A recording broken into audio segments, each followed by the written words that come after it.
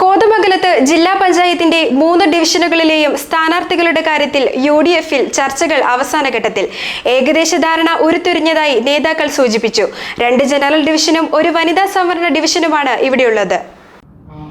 ജില്ലാ പഞ്ചായത്തുകളിലേക്ക് കോതമംഗലത്ത് 3 ഡിവിഷനുകളാണുള്ളത്. നേര്യമംഗലം, നെല്ലിക്കുഴി, പോത്താനിക്കാട് എന്നിവയാണ് ഡിവിഷനുകൾ. ഇതിൽ നേര്യമംഗലം വനിതാ സംവരണവും മറ്റു 2ഉം ജനറലുമാണ്. സ്ഥാനാർത്ഥികളെ നിശ്ചയിക്കുന്നതിനുള്ള ചർച്ചകൾ UDF-ൽ നടന്നു വരികയാണ്. പേരുകളുടെ കാര്യത്തിൽ ഏകദേശ ധാരണയും ആയിട്ടുണ്ടെന്നാണ് നേതാക്കൾ നൽകുന്ന വിവരം. ബ്ലോക്ക് പഞ്ചായത്ത് പ്രസിഡന്റ് PAM ബഷീറാകും നെല്ലിക്കുഴിയിലെ സ്ഥാനാർത്ഥി. LDF-ന്റെ പക്കലുള്ള ഡിവിഷൻ പിടിച്ചെടുക്കാൻ ഏറ്റവും അനുയോജ്യനായ സ്ഥാനാർത്ഥി ബഷീർ ആണെന്നാണ് കോൺഗ്രസിന്റെ വിലയിരുത്തൽ. പോത്താനിക്കാട് ഡിവിഷൻ കേരള കോൺഗ്രസിന്റെ സിറ്റിംഗ് സീറ്റാണ്. ഇവിടെ ബ്ലോക്ക് പഞ്ചായത്ത് അംഗം ജോമി തെക്കേക്കരയാകും സ്ഥാനാർത്ഥി. ഇക്കാര്യത്തിൽ പാർട്ടിക്കുള്ളിൽ അന്തിമ തീരുമാനമായിട്ടുണ്ട്. കഴിഞ്ഞ തവണ കൈവിട്ടുപോയ നേര്യമംഗലം തിരിച്ചുപിടിക്കാൻ കോൺഗ്രസ് പ്രബല സ്ഥാനാർത്ഥിയെ രംഗത്തിറക്കാനാണ് ആലോചിക്കുന്നത്. പിണ്ടിമന ഗ്രാമപഞ്ചായത്ത് പ്രസിഡന്റ് ജെസി സാജുവിനെയാണ് പ്രധാനമായും പരിഗണിക്കുന്നത്.